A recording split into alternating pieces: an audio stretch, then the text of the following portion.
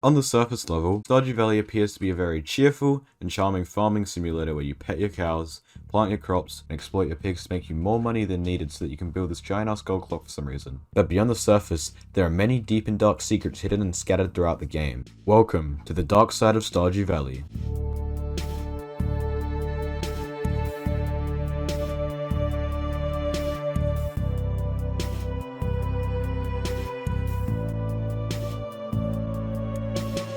Now the first couple stories in this video are relatively known throughout Stardew Valley, so if you're sick of hearing these stories, just bear with me because later in the video I'll go through some more interesting stuff. Also, if you stick around long enough, then you'll be able to hear from our mysterious special guest. Anyway, the story starts with Pierre.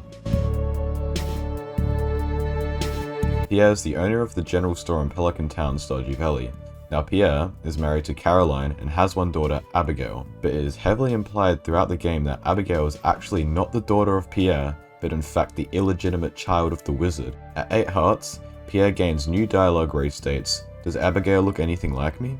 Don't tell my wife, but sometimes I wonder if I'm really the father." Caroline also has some 8-heart dialogue of her own where she states, "When we first moved into Pelican Town, I would take secret walks to the wizard's tower. Don't tell Pierre, he has jealousy issues. Abigail was born about a year after we moved into Pelican Town. I wonder if she ever experienced a life outside the valley." Now the wizard also has some interesting dialogue at 10 hearts where he states, "You mustn't tell anyone, but I have reason to believe that one of the locals is actually my daughter.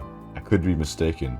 It's rare, but it does happen." Now I kind of understand why Pierre would have jealousy issues if his wife was taking secret walks to another man's house when they first moved into town. Caroline did say that Abigail was born about a year after they moved into Pelican Town, and 9 months isn't exactly a year, but I wouldn't be surprised if Caroline was still taking these secret walks to the wizard's tower 3 or 4 months after they moved in. I also remember Abigail saying at one point in the game that she can't remember the last time she dyed her hair purple. I looked through the wiki and I couldn't find this exact line of dialogue. However, I did find some Reddit posts that mentioned the exact same thing, so I don't think my brain was imagining things, and I'm pretty sure this is true.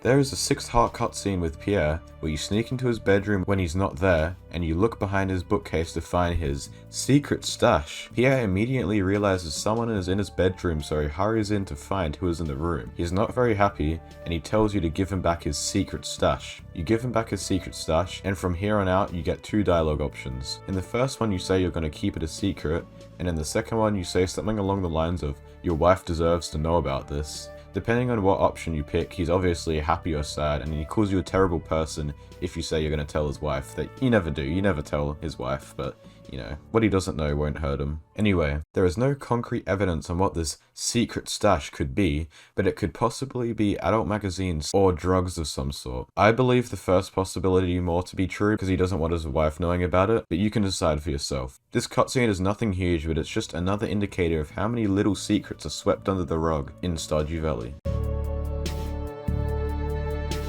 Now when I first thought of this idea for this video, I thought I would find heaps of stuff about how terrible Joja Mart is, but if I'm being honest, the more I looked, the more I found that Joja Mart really isn't that bad, and Pierre's a really big arsehole. Sure, Joja Mart is a giant corporate entity that competes with a smaller local shopfront, but the thing is, they never put Pierre out of business. And if you really think about it, Joja Mart does not kill animals, abuse humans, harm the environment, or anything else immoral. In fact, Joja Mart positively affects the economy of Pelican Town as it employs 2 of the townsfolk, Shane and Sam, and it gives a direct competitor to Pierre. Now, not only does giving a direct competitor to Pierre give the inhabitants of the town more variety of choice on what to buy, but it encourages sales from the 2 shops. And if something is a lower price, then not only are people happy about it, but they are also more likely to buy more of that product. So the seller benefits because they make money from items being sold, and the customer benefits from the lower than usual prices and variety of choice when shopping. So if you really want to place your anger in someone, place it in Morris, because he is actually a really big arsehole. But the thing is, because Morris is the manager of the local Joja Mart, it gives Joja Mart a bad reputation, because people subconsciously think of Morris as Joja Mart instead of someone who works for Joja Mart. This is because their competitor Pierre is a person that runs the general store. So when you think of the general store in Pelican Town, you think of it as Pierre's store. So when people see Morris as the manager of the local Joja Mart, they think of it as Morris's store, because it's easier to comprehend the whole Joja Mart vs Pierre battle this way. Now, I'm not letting Joja Mart entirely off the hook here, because not only in the opening cutscene is there a guide found dead at his computer in skeleton form because no one has checked over there in so long, but because Joja Mart also dabbles in mining. Not only is mining very bad for the environment and all that stuff, but the reason why George can't walk isn't because he is old and frail, but because he had an accident in a coal mine 30 years ago, which resulted in him being wheelchair bound. This could be a mere coincidence, but George could have been contracted under Joja Corp when he had this accident, which would reflect badly on the work and health and safety regulations among Joja corporations. Now this all falls apart when you realize that George is at fault for the mining accident, not the corporation behind it, but it's still something to think about. Now, I did call Pierre an arsehole just a minute ago, so I'll go over that now. Pierre has a strained relationship with his daughter Abigail due to him being oppressive of her ideologies, and he takes credit when you sell him high quality crops and forage, pretends that they're his own, and dismisses it when they're bad quality crops. But that's far from the worst of it. Out of his 42 dialogue encounters, a whopping 35 are about making money at his shop in some form, and 5 of these 7 non-related dialogues are about him either confessing his insecurities or talking about how good he was back in the good old days. His event dialogues aren't any better either, with 4 out of 6 of his accessible dialogue options are talking about the store too. The worst thing for me though is this one piece of dialogue. My dreams to keep opening new stores until I become extremely wealthy. Hehe. So you're telling me he complains about owning his small little poor shop that is soon going to go out of business by this new large corporate entity in town, which is a lie by the way because it never goes out of business, but then he says he wants to become the mega corporation by opening all these different storefronts until he becomes filthy rich himself. So he's practicing exactly what he's preaching against. Pierre got to be the biggest hypocritical fictional character I've ever seen. I also forgot to mention that there's this new cutscene, I'm pretty sure it's new from the 1.5 update, but basically it shows how much of an arsehole Pierre really is. I'll leave this video down in the description just so you can see it. The person who narrates over it is pretty funny, so go watch that after this video.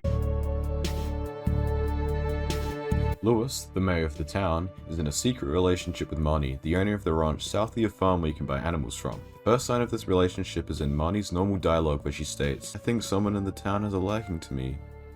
But the next sign of this relationship is much more revealing. If you have both Marnie and Mayor Lewis at 6 hearts, and you enter the town between 7 PM and 11 PM, a cutscene will trigger. In this cutscene, Lewis and Marnie are discussing their secret relationship and how Lewis wants to keep it secret for sake of his job, while you just stand to the side, eavesdropping on the conversation until they realize someone is over there. Once you reveal yourself, you are given 2 dialogue options. You can either say that you're going to tell the whole town, or keep it a secret. If you say that you're going to tell the whole town, then Mayor Lewis will break down into tears. I think it's pretty funny that Mayor Lewis, a man who has never been married before, thinks that having a relationship is going to ruin or affect his job, especially considering that the bus is broken down, and when it is up and running, it's driven by the town drunk. The community center is in ruins, the last museum curator ran off with all the gems and artifacts, he can't provide proper housing for 2 of the town's residents, and there is literal trash everywhere. I don't know about you, but I think Lewis is just making up excuses because he wants to hit it and quit it. If you go to Mayor Lewis's room, which you need 2 hearts to do so, and you look around,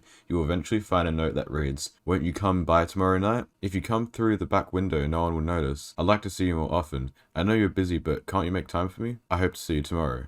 M." Now, because of the information revealed in the cutscene I just talked about a second ago, we know that this mysterious M is in fact Marnie. I was gonna say something about how 2 adults that are still sneaking into each other's houses through the windows like they don't want their parents getting angry. It's pretty funny, but I'll leave that for the next bit of information because it gets even funnier.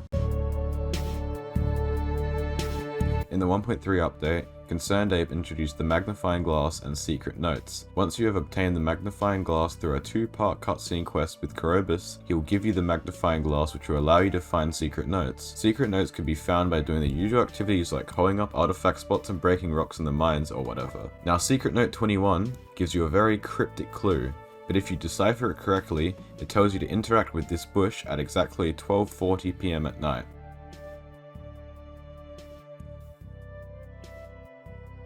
Yep, that's right. These 2 adults that are probably 40 to 50 years old plus, that both have 2 homes, no kids or significant others, are sneaking through windows to greet each other and are hiding in random bushes together at almost 1 AM at night.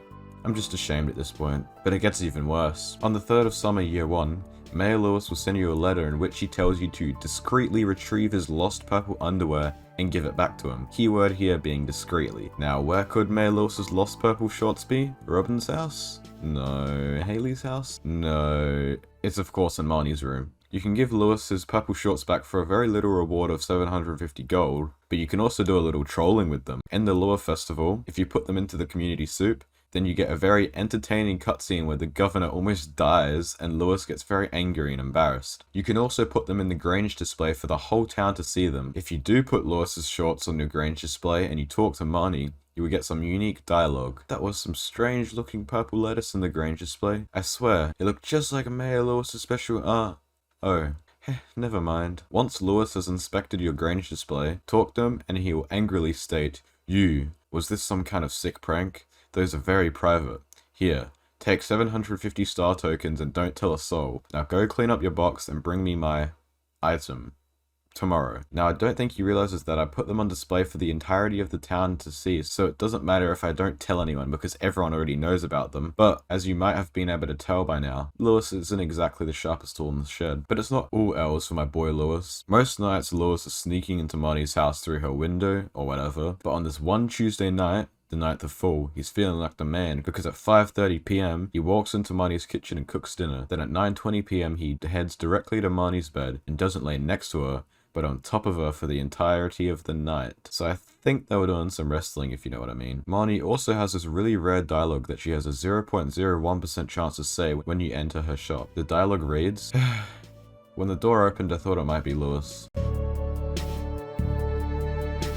Okay, I know I've been exposing Mayor Lewis for quite a bit of this video so far, and it might be getting a little boring, but this is the last bit of the video where I completely defecate on Mayor Lewis. At least for a while, so bear with me. Anyway, I talked about Secret Note 21 not too long ago, but there is another secret note that exposes Lewis, which is Secret Note 19. This note too is very cryptic, but if you manage to decipher it, then it basically tells you to go around to the back of Mayor Lewis's house and interact with everything until you find the solid gold Lewis statue. If you place it in the town for all to see, and it's not destroyed by one of the NPCs walking through it, then you will receive a letter from Mayor Lewis where he tells you not to tell anyone about his project, and he of course gives you another 750 gold for hush money. After this has happened, the statue either has a 10% chance to appear in Marnie's room, or a 90% chance to appear in Mayor Lewis's room. The statue in town will be replaced with a rotten plant. You can keep doing this and the statue will keep returning to either Marnie's or Mayor Lewis's room, but there won't be any more letters or hush money. Now this may seem unrelated, but at first I thought Pelican Town was a tax haven because, well, you the farmer, one of the people that contribute heavily to the economy of Pelican Town, does not have to pay tax. Taxes were once in Stardew Valley, or at least experimented with, but never fully implemented into a public version of the game, so I kind of forgot about them. But then I found this line of dialogue from Lewis. Tax collection, mumble. Spring festival expenses, mumble. Yes, in this line of dialogue, he is clearly mumbling to himself about the expenses of running the spring festival and taxes, which means not only is he building golden statues of himself, but he also makes golden statues of himself out of taxpayer money. This also means that everyone in the town, including probably the mayor, has to pay taxes, except you, the player. The millionaire of the town doesn't have to pay taxes just like in real life. Now there might just be corporate tax in Pelican Town, but with all the millions that you can be making and all the products that you are selling, I feel like you would have to be counted as some sort of business. So the question still remains, how far does the corruption in Pelican Town run? Hey folks, I'm Waligug. I also do Stardew Valley stuff. You want to check me out? I'm just here doing a little bit of scripting for Mossy, so here we go.